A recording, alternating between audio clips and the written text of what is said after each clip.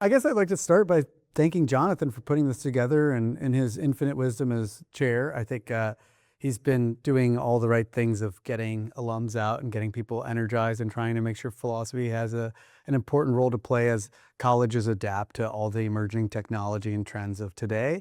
I'm happy to report that we've done that pretty well at Purdue, and I'm excited to, as an alum, impart as much support and energy to that project here as possible.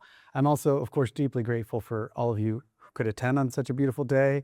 I'm deeply grateful to my esteemed professors who have come, both who are here now and those who are no longer with us. I'm particularly indebted, I think, Richard Noonan was very important to me, and I took many courses with him. Of course, and these people aren't dead, they're just not here because they're on sabbatical, but I'm very indebted to Todd Grantham, to even Glenn Lessie's, and Whit Schonbein, among others. You guys are the reasons I got to do philosophy to begin with, so I'm really, really genuinely thankful for that. And I hope that I'm able to show that it wasn't all wasted effort. Having me, because back in the day, I was in the department so much that Glenn Lessie's, who was chair at the time, threatened to charge me rent. Because I was basically, we had a nasty couch with nasty carpet, and I had keys to the department, and I would just do my work there over weekends and sometimes just crash over the weekend because there's a laundry machine and a bathroom and a kitchen. So I did, hey Thomas. And so I felt like I was birthed from that department on 14 Glebe. So it's very, very touching to be asked to come back. I made too many slides and it's too long, so I'm going to go quickly because I'd like to get your feedback on it. This is a project that is a more kind of popular, broad-facing approach framework for some work that I've been doing that incorporates machine learning methods to help us do experimental philosophy. So the question is kind of when you just start very naively and you think about what we do as philosophers, a lot of people might say, and you can even ask ChatGPT, show me what a philosopher does. So I gave it my website and said, give me a sketch of what I do. And so this is what it thinks philosophers do. So as you see, you're seated alone and you ask lots of questions and you consult these old dudes who are like in the heavens and attached to the firmament. And I said, yeah, but Chat, I gave you my background. Can you kind of capture me, like what I do as a philosopher? Try it again. And so as you see, it sees me with all these books, and I'm like, well, I'm not an old dude. I'm not an old white dude. Can you try again? Let me even give you some pictures of me directly. And I was like, and please kind of try to make it, kind of more contemporary. And it tried again, and it kind of did it this time. So, I mean, I guess it's anime, Javi. I'll take it. It's a lot smoother skin than I have now. And look, there are black people but they are kind of statues. I don't know. So, whatever. We're making progress. So it takes a while. Okay. So as a philosopher, what do you do? Well, a lot of people think that what you do is you kind of consider what things are. You can consider the form of a triangle and you can break down what a concept of a triangle is, and you can come up with these kinds of things from first principles, like it's a thing that has three sides, that is on a two-dimensional plane, that is enclosed. And from these kinds of observations, you can then make conclusions that amount to new claims of knowledge, right? You can deduce that it must have, and its internal angles must equal 180 degrees and so forth. And this is kind of a very caricatured sense of what philosophers might do as conceptual analysis. You sit down and you kind of use your brain and first principles and logic to work through what things are.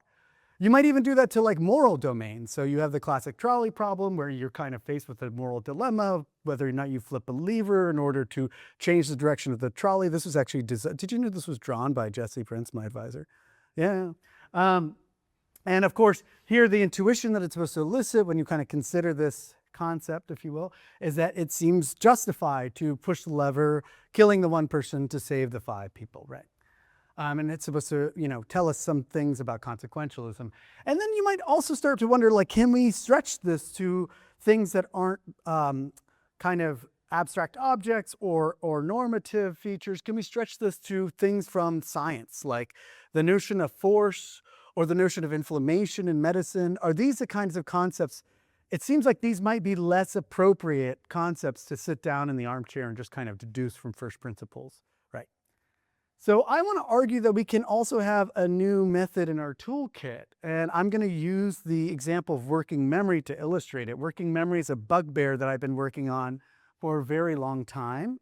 And, um, and I think that it's a kind of confused concept. And I think that it's not the kind of concept that lends itself very well to the kind of first principles analysis where you're just sitting down and working through a set of possibilities. It just doesn't really lend itself to like a triangle or like, do you pull the lever in the trolley case? And that's in part because it's a scientific concept that has a history, and the history is complex and convoluted. So if you look, I think there's something like, just looking at working memory on the NIH libraries, you get over 7,000 papers that are published on the topic. Something like 80,000 in PubMed. And here Nelson Cohen, who's a very important scholar in the literature, has argued actually that in this paper, The Many Faces of Working Memory, is that much confusion has been created by the use of various investigators of many subtly varied definitions of working memory. So it seems like it's not the kind of concept that can benefit from the kind of conceptual analysis strategies that I caricatured at the beginning. It's already kind of convoluted, people have been misusing it, and so forth. And he charts something like 19 definitions in the literature, which is not a great start. And so I want to say like, well, and you saw that there's already like 8,000 papers in the NIH database. There's 80,000 papers in the PubMed database. And doing that by hand and going through and trying to organize which papers use which definitions, when and where, is a tall order. And I thought maybe we can benefit from kind of to get more clarity as to like what are the different ways that we're using this concept in practice, rather than doing this process of sorting those different views by hand. Maybe we can use machine learning. Maybe we can use some kind of automated system to help us do that work. So that's kind of what I'm going to argue is, and I'm going to show you our first steps at doing this. Okay, what's working memory? Anybody know? Raise your hand if you've heard of it. Anybody take psych classes? All right, not great. So we're going to go through and kind of explain it. What is it? Okay, back in the 20th century, there would be this phenomena that you had before everyone had computers in their pockets, where you had to somehow remember information in your head, right? But people don't do this anymore. And so people might give you a number, and that number might be something like 1212, what is it, 817-8615. And somehow you have to remember this long enough to write it down so you can use it, okay? And how do you do that? Because you're trying to find a pen and a piece of paper, and you have to keep this number at the front of your mind alive long enough to make a difference. Well, what you might do is you might actually recite it in your head using sotto voce. Or you might, if you're younger, actually say 1212-817-8615, 1212-81, until you can write it down. If you're older or an adult, you might just do that in your head using inner speech. And you just repeat this long enough until you can go and write it down. And let's say somebody distracts you. Oh, if somebody distracts you in that process, you risk losing that information, right? And then you wouldn't know what the number is. That ability to hold information in mind is the key phenomena that working memory is trying to explain. William James kind of coined, not the name working memory, but this idea that we have a capacity to bridge the recently experienced past with the present for action. So even reading a sentence and bridging all the words together, you have to somehow keep traces of them alive in your mind long enough for you to extract the meaning from them, right? It's that ability to take us from just what happened a few seconds ago to now that's at the core of working memory. Of course, that's not a very good operational definition. So I think this is a fair one we can extract from the scientific literature today. I'm happy to debate this, that it's the ability we have to maintain or manipulate limited information no longer in the environment for short durations in the service of goal-directed behavior. So it's as simple as like trying to remember a phone number by repeating the digits in mind. It's as simple as like trying to make sense of a paragraph of text by like keeping the meaning of those words in your head somewhere for you to join them together to extract the meaning. It can even be something like when you're at the grocery store and you have to try to recall from long-term memory the ingredients you need for your puttanesca recipe. And you just kind of start thinking in your head, you're like, okay, I need onions, I need tomatoes, I need olives, and you start doing this process. That seems to involve this ability to keep information alive at the front of your mind to do stuff with it. It seems really important for lots of cognitive processes. And that's because working memory has been implicated in theories of consciousness. So Jesse Prince and Ned Block argue that it's basically like the seat of what's called the global workspace, where thoughts can be broadcast to all our different cognitive systems. Some people like Bernard Bars call it the Cartesian theater. It's like literally the arena where ideas are taken from their storehouses and brought alive in front of our mind. Arguably, it's very important for accounts of deliberation and reasoning, like when we try to imagine and walk our way through an argument. It's very important to keep those premises in mind or like imagine what your interlocutor is going to say. It's very important for what are called dual system models of reasoning. So this is was very popular about 10 years ago in psychology, this idea that we have hot and cold, fast and slow, evolutionary new and old systems of thinking, right? And it seems like a lot of the distinctions really boil down to, do you use this capacity to hold information in mind and manipulate it willfully, or do you just rely on automatic systems? That seems to be at the heart of it.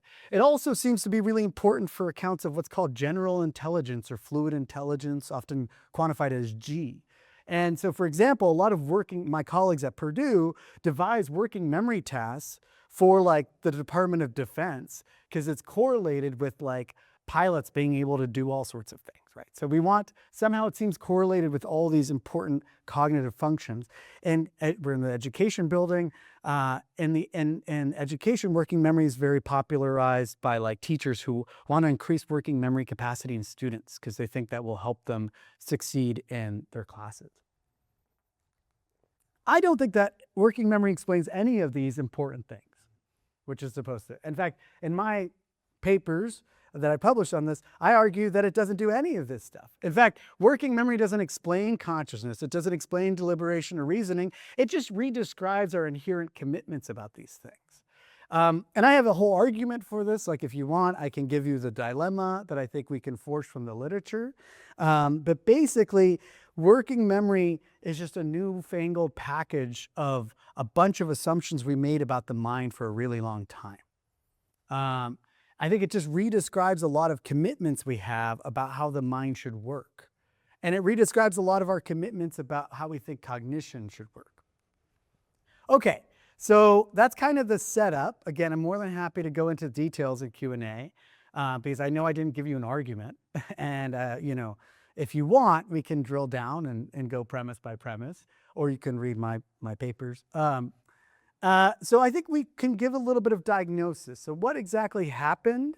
Well, this is work I've done with my colleague, my old mentor, Lisa Marake, who was a professor of philosophy at Penn before she got poached by Meta to lead some of their AI ethics division.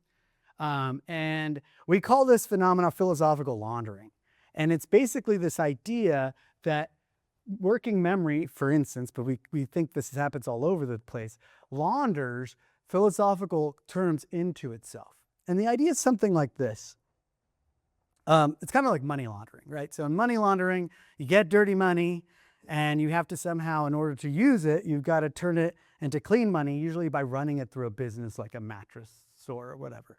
And what we think has happened here is that philosophers for a very long time were responsible for coming up with models of the mind, right? So we see this in Aristotle, we see this in Descartes, we see this in Ibn Sina, we see this in Hume, we see this all over the place. Hey, Mom. And so philosophers were responsible for doing a lot of this for a very long time. And they basically have an intuitive idea of how the mind should work. And most of these models of the mind have something like a working memory analog. That's a controversial claim, but I'm happy to defend it.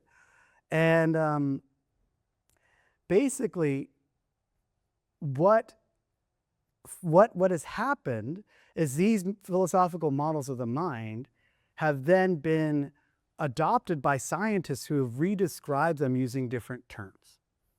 And so basically, rather than talk about Aristotle's account of fantasia or Hume's view of the imagination or Ibn Sina's account of cogitation, scientists have tried to look for instances that meet this model, this framework that we've had for a very long time, and have given them new terms, scientific terms. And then the philosophers come back and they look around and they look at what the scientists are doing and they're like, wow, there's this scientifically proven thing. And it just so happens to perfectly map onto my own commitments.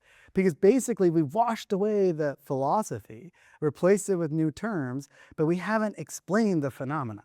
So we think that this is a pernicious thing that can happen, and we think working memory is a very clear example of, and I'd be happy to go into the whole deep story, but I want to show you that this isn't a new worry in the history of sciences. So I want to give you a kind of historical analog of what's happening.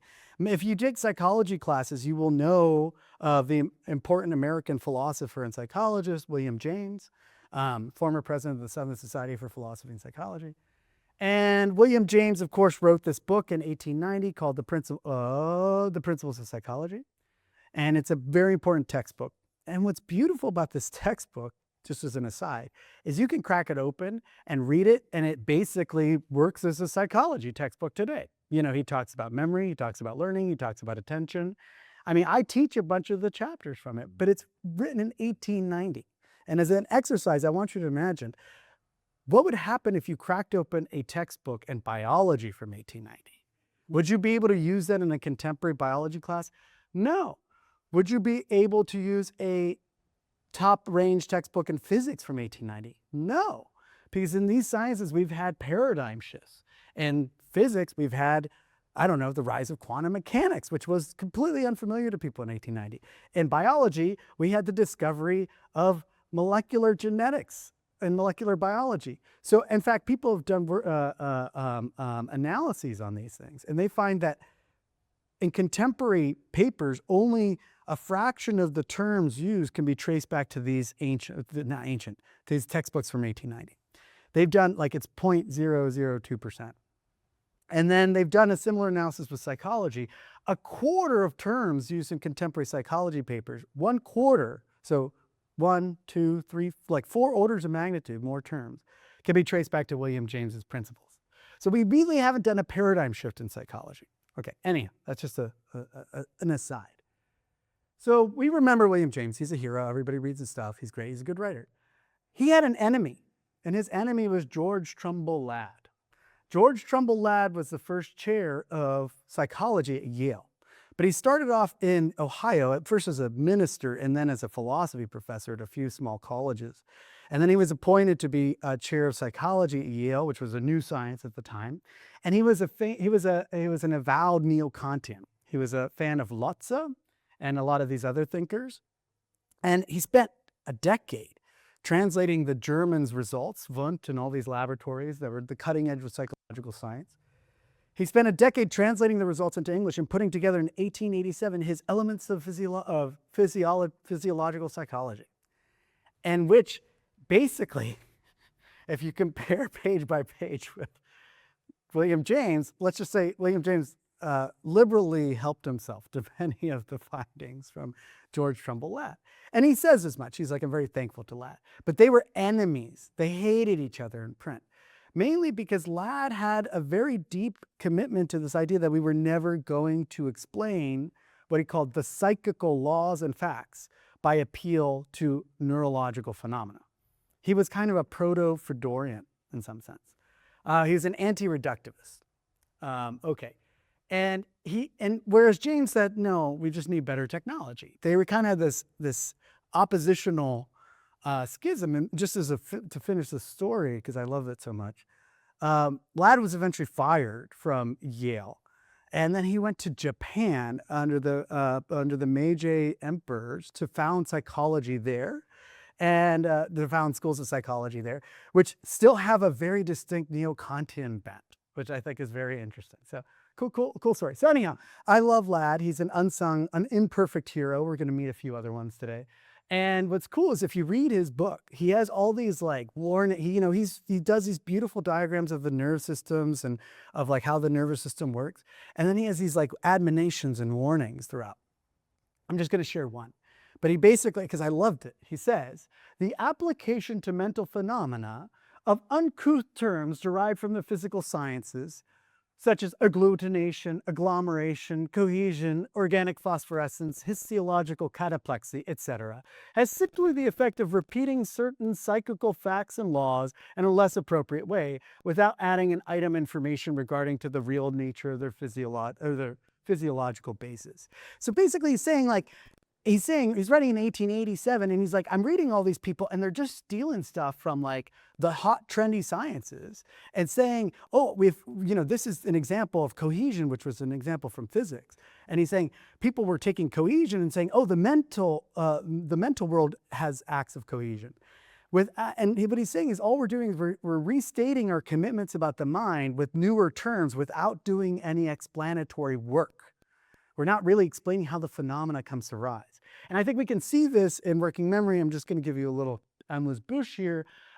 We can kind of see this contemporary laundering, because if you actually do the historical work in the archives, and you go and you trace, where can we find the first instance of this term working memory, I think you can find it. And it's in, oh yeah, can we see this pattern? It's in Newell and Simons, who were at CMU, Carnegie Mellon. They wrote a kind of white paper called The Logic Theory Machine, a Complex Information Processing System. And it was basically an automated theorem prover, right? So you would give it a theorem, and rather than do the work yourself, you could just run it through the machine.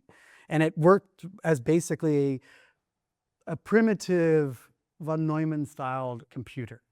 And what's beautiful in it is they coined this term, working memory. So they say right here, for example, in its first segment, this executive routine system reads a new expression that it's presented to proof and places it in a working memory. And basically, they argued that their machine had an infinite number of these special registers, which were working memory, which they analogized to a mathematician's pile of scrap paper. That's all it was. So it's just something for the machine to put numbers in temporarily to do stuff with it. So how did we get from this to working memory being a foundational construct in cognitive psychology? I could tell you the whole story, but one of my favorite papers on this basically quotes people. He's like, how did we get to this? And they arguably, Atkinson and Shiffrin gave the first model of working memory in psychology, which I can talk about later. And they say that this model of Atkinson and Shiffrin was done without reference to Miller, who arguably was the first person to use it in a psychological context at all, or any other source. The term was apparently just in the air at the time. That's one view. I have a different view. And the different view is something like this.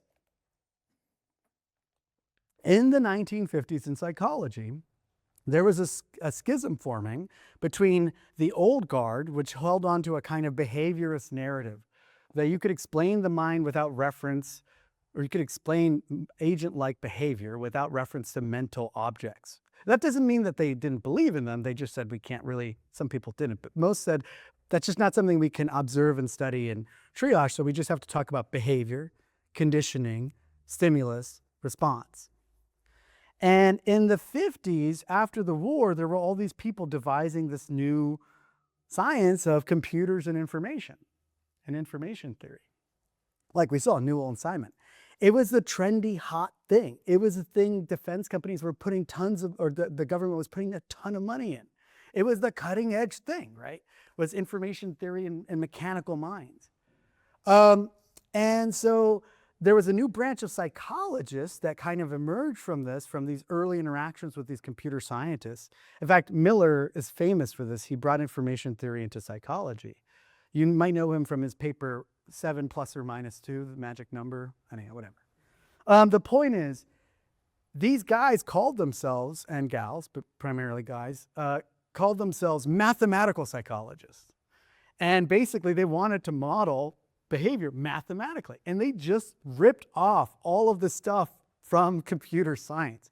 If computer science had a term, they used it because it was hot and it was a cool new thing that was getting funding. And it just was a quick way to delineate yourself from a whole tradition. So there's these sociological reasons that are very important. So I think that's why they saw these tip-top super famous folks, Newell and Simon, were using this word. They're like, memory, we're psychologists, we should use it. And they just appropriated it. Okay, anyhow. great. We could talk more about the sociology of it, but I think there's a lot of, I think concepts have histories, especially in sciences, and it merits doing the historical work because you save yourself a lot of grief if you're trying to do good conceptual analysis in scientific concepts. Okay, cool. So that was the kind of history lesson. So where do we go from here? I promised you that I would show you some cool new stuff. Step one, we adopt a strategy that I've called in some of my work productive pessimism. So as I mentioned, like I have these imperfect heroes, and they're often, I feel like in the history of the sciences of the mind, they're these pessimistic folk that are naysayers. They're the ones who are like, you're never going to explain the mind by appeal to the brain, right? So, and I feel like they get unsung because like no one wants a naysayer. Everybody wants the guy who's like, no, let's just invent new technology and we're going to do it. It's 5 years down the road. We're so close. We've been so close to explaining the brain that it's only been 5 years away since 1972. Okay. And we're 5 years away from it. It's like, it's not happening. And there might be conceptual reasons for this work that philosophers need to do. And so I kind of want to say, okay, I can understand that people don't like these pessimists, but I think we can make their pessimism productive. I think it might be bad to just say point blank, oh, we'll never understand the mind. Like some people caricature Froder or Ladd, for instance. I think we can be productive in our pessimism. And so this is a kind of an approach in the philosophy of science that I've tried to marshal. So what is that? Well, I'm going to introduce you to another one of my imperfect heroes, and that's Tycho Brahe. Tycho Brahe was, anybody know him? Of course you do. He was one of the last, what was called naked eye astronomers, and he probably built one of the first scientific institutes of its kind. He was a rich dude in the Kingdom of Denmark, and he basically was given an island where he built his own academy, basically, where he was able to hire people to build the best and most cutting edge technology to research the stars. And they didn't have telescopes yet. They hadn't quite figured out, that wasn't quite a thing that they had appropriated from warfare. So he was using quadrants and sextants and these like massive pieces of machinery with like very fine scaled precision scales to measure the distances and position of objects in the sky and then record them over a period of decades, basically. So he was recording the stars, the comets, and various other astrological phenomena using the best tools that science in the world could buy and keeping meticulous records.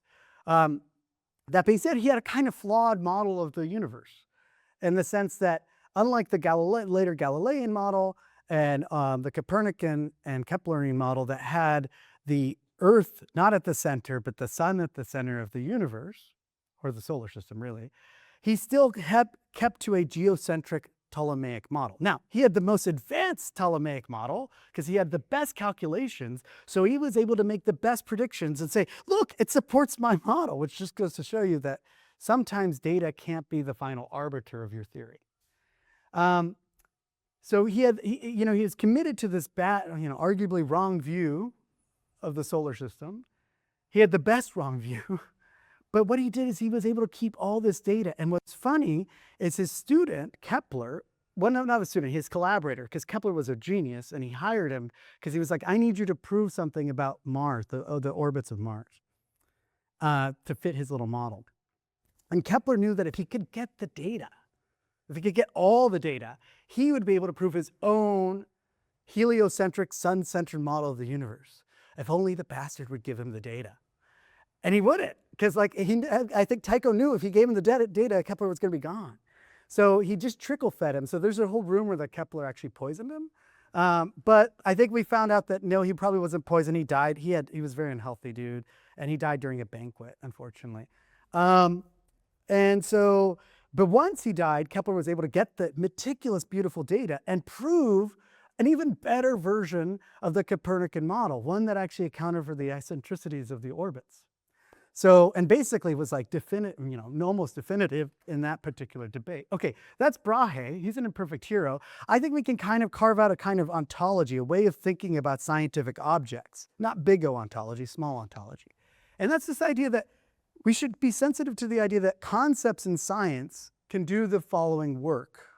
They can marshal, collate, and organize data.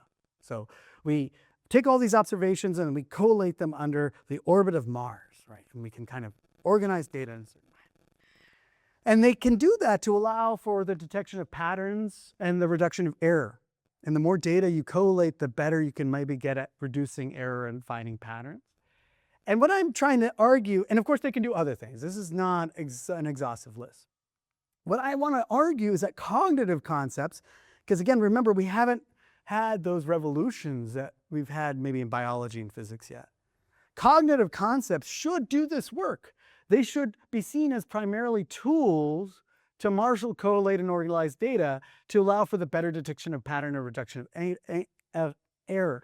They do not necessarily need to explain things. Particularly, they do not need to explain our manifest image of mentation. What is a manifest image of mentation? It's another Javism. I don't want to get into too much detail, but it borrows from the late great analytic philosopher Wilfrid Sellars, the sage of Pittsburgh. That's what they called him. He was a big drinker, though. Big gin guy.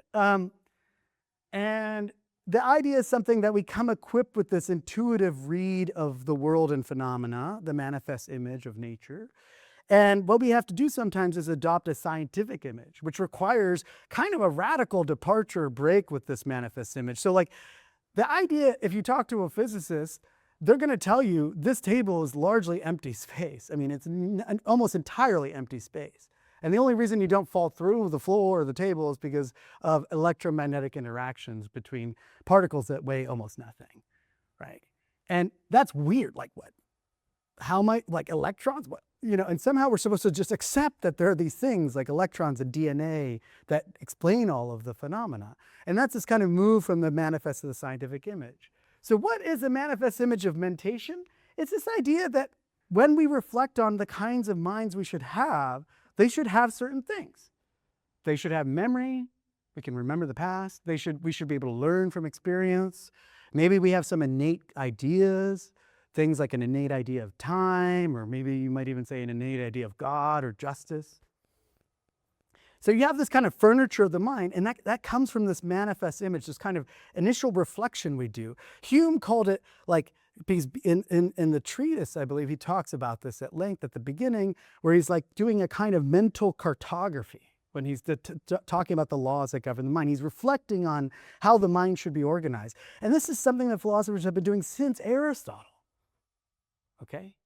And that's this manifest image. And I worry that if we want our concepts to just explain this manifest image, we're going to be off to a bad start.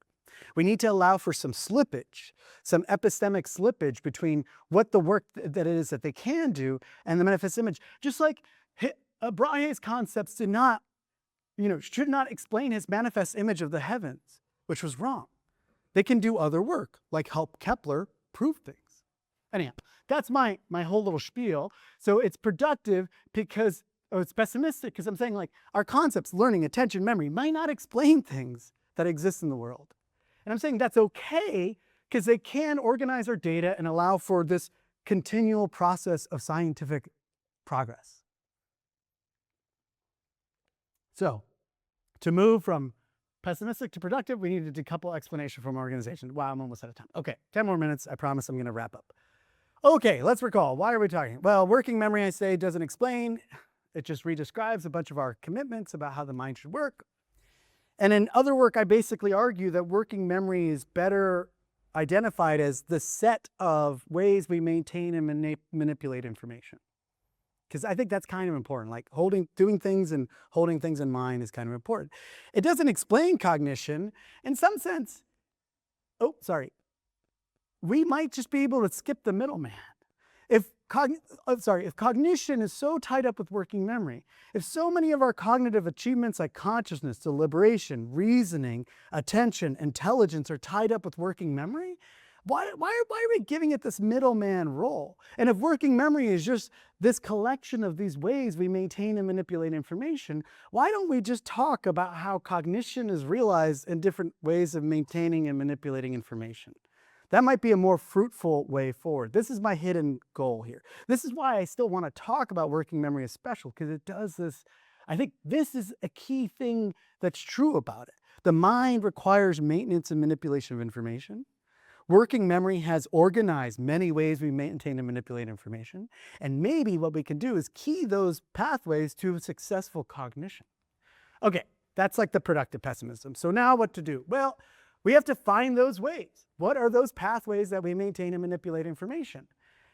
One way that I had a dream one day, literally a dream, came to me in a dream, is that I could take all the papers in working memory, and then I could feed them through magical machine learning, and then it would just tell me those pathways. It would just tell me, here are all the ways we maintain and manipulate information. And I was like, that's simple. And I kept on giving an earlier version of this talk until I finally met, and then ideally, those pathways, we could detect computational differences between them. And that could maybe correspond to important differences in the basal processes that support cognition. That's the idea. We could talk more about that later. Eventually, I met a very smart grad student from the University of Cincinnati, Elmo Phyton, and we got money from SNAP, Summer Seminars in Neuroscience and Philosophy at Duke University, headed by Philippe de Brigard and Walter Sennett Armstrong. Awesome group. Highly recommend you check them out. And we decided we would put together, to give us just a little bit of money, and we said, okay, let's see if we can even get somewhere with this. So we found a 100,000 full text papers that are hosted in what's called JSTOR Consulate. So it's just JSTOR, warning one. And we put it through a pretty well understood, unsupervised learning algorithm called latent digit allocation, which does what's called topic modeling.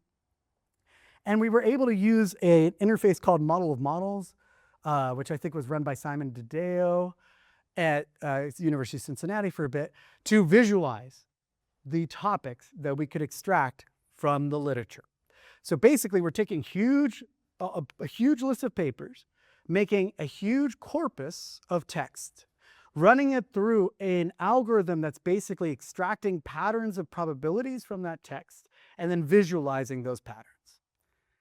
This is a technique that's already been popularized in what's called computational philosophy of science. So Colin Allen's been very important for this. In fact, they've done some beautiful work. I wish I could just give a whole talk about this, where they actually created a corpus of Darwin's notebook. Darwin was like definitely neurospicy and like kept meticulous notes of everything he was reading every day. And so we are able to correlate what he was reading when with what they call his exploration phases versus his exploitation phases. So what was he writing, and was he writing something, how was that influenced by what he was reading? And so they're able to kind of correlate what he was reading with what he was writing, which is just fascinating. So it's already been used for a very cool thing. My hope is that we could use it, to basically go from working memory as a nebulous concept to this clearer view. I'm not going to talk about this because I don't have time, but you can already use it for things like episodic memory, and you get very clear splits in the topics you can extract from the literature. I don't have that much time, so I'm just going to focus on working memory. And our hope is, again, that we can extract something like those pathways to maintain and manipulate information. And this is part of my new book project. I call it the mosaic mind, because I'm thinking about these cognitive terms as mosaics that we can extract from the literature. So here's working memory as it was. And here it is as a mosaic. And here's what that mosaic might look like. So this is just a first attempt. 10,000 full text papers from JSTOR Consulate. And what do we get? We get blobs. And blobs is great because blobs is science and science is money. But basically, just to give you a quick analysis, so each circle represents a topic extracted from the literature. The topics are then grouped together by similarity, because you run the model many times. Because as an unsupervised model, it is inherently stochastic. So it's going to have some built-in wonkiness. So you want to run it a couple times to make sure you're not just reading off the noise. The size of the dots represents how many papers are best organized under that header. 10,000 papers. The edges between the nodes or the dots represent how many papers are shared across any two nodes. And you can set that at a threshold. It's a threshold, sorry. So it's like they're over 200. It's some percentage threshold of papers that are shared, like 20% or something. And what you do is you then look at what these topics, when you click them, it's just a list of words. And the words just probabilistically predict and co-occur. And so you can then group those words in the papers into these categories. So for example, we extracted a bunch of, looking at working memory, papers that seem to deal with functional neurocorrelates of memory. Related to that, so they had some shared papers, you can't really see them because the thing's bad, were animal models of memory, so in rats, chimpanzees, etc. These kind of shared more generally with a collection of topics that's much smaller about animal models in general. Then we have another kind of cluster of visual working memory, junk, which I could talk about later, and then we see a shift. So now we have educational theories and working memory and education, how working memory factors into social relationships and stress, its role in child development, its impact on ADHD, the clinical methods we use to test working memory, how it's related to issues in schizophrenia, and motor and verbal impairments. And so these guys all share friends, these guys share friends, these guys share friends. But notice how these guys don't really share any friends with these guys. So we can start to see the shape of a literature.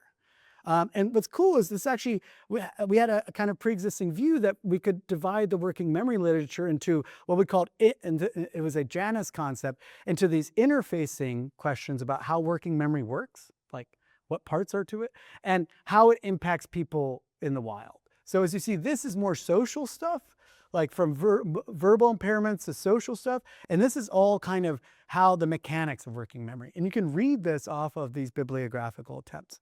Okay. Very quickly, what's the problem? Well, remember, I wanted to know about computational differences. None of this is this does not tell us about the pathways. This doesn't tell us about the computational differences. And in fact, it seems like if we wanted to narrow down on it, we would just have to create a corpus just of this stuff, right? Just of the functional neurocorrelates. Like these clinical methods, ADHD, child stuff, schizophrenia is not going to tell us, are there computational differences in the pathways that we use to maintain information? So it's like this corpus is too coarse. There's more. This corpus, provided free, thank God, is from JSTOR, which scientists don't really publish in JSTOR index journals. They're mainly for humanities and social science. We need neuroscience. Topic modeling, kind of a pretty bare bones. I mean, honestly, it's almost just a word cloud. Like it's a very fancy way to get a grant for basically running a word cloud. Okay, if you remember what those are. So we've actually been looking at using what are called hierarchical topic models. Models, it's a cool interface. You can go play around with it, and there's tons of corpuses already loaded up, and it's a great way to learn about the phenomena. But it doesn't really let us do things that we want to do. Like for instance, we want to see how do these pathways change if we just focus on different methods in neuroscience, whether it's imaging or electrophysiology. It doesn't let us do that. So what we want to do and what we've been doing, and I'll just end on this, is we want to basically use PubMed, which is if you're a scientist, this is where you go to look for a topic, which beautifully ranks a ton of papers. And we want to be able to create an automated system that takes PubMed papers, gets the full text version, creates a corpus, and then uses a more sophisticated model to pop these topic models out, where you can triage them. So one thing we've been doing is we've been creating it so it automates it, and you can select, do you want it to tell you how the topics change per decade? Do you want us to show you how the topics change per journal? Do you want us to show you how the topics change if you cut out the bibliography, because the bibliography has very high value words? So we're trying to make it less of an art form and more of like a precision tool.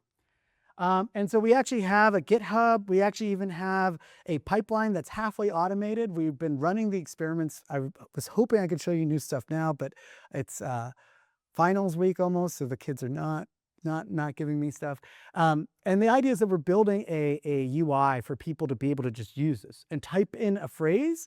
It will then extract papers from PubMed and help you construct these topic models. And then you just have to cite us. This is also pre-registered. So we're actually committing to hypothesis-driven science, where we're saying, hey, can we show that there are similarities between topic models of different sizes? We have statistics for that. And we have committed to using pre-registration, so we're not just fishing for answers. And our hope is to attract other philosophers to use this technology for other concepts that might have similar long histories, complicated usages, and my goal is that I want to show how concepts might change as they move across disciplines. I would love to show that a concept like working memory is polysemous or has many meanings in psychology. But then, for instance, when it moves to philosophy, those meanings shift. And I want to show this process of concept change. And I would like to look at belief, mechanism, attention, executive function, or anything you might be interested as well. So with that, thank you guys for listening. I really appreciate it.